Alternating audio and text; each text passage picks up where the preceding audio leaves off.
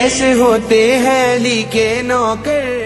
بسم اللہ الرحمن الرحیم۔ قال رسول اللہ صلی اللہ علیہ وآلہ وسلم زینوا مجالسکم بذکر علی بن ابی طالب۔ رسول اللہ کا فرمان ہے اپنی مجالس کو زینت دو میرے بھائی علی بن ابی طالب علیہ السلام کے ذکر کے ساتھ۔ یہ اعلان ہے دارالاسلام تنزانیہ کے تمام مومنین کے لیے۔ انشاءاللہ میں پہلی دفعہ 20 اور 21 فروری کو دارالاسلام تنزانیہ میں ذکر امیر المومنین علی بن ابی طالب علیہ السلام جشن سرکار قائم علیہ محمد علیہ السلام رضی اللہ تعالیٰ فرج و شریف کی محافل کے لیے میں حاضر ہو رہا ہوں۔ 20 اور 21 فروری دارالاسلام تنزانیہ کے مومنین کی پہلی دفعہ زیارت ہوگی انشاءاللہ تعالی۔ مولا کے فضل و کرم سے وہاں پہ آپ کے سامنے ذکر محمد علیہ محمد کی سعادت حاصل ہوگی، آپ کے چہروں کی زیارت ہوگی۔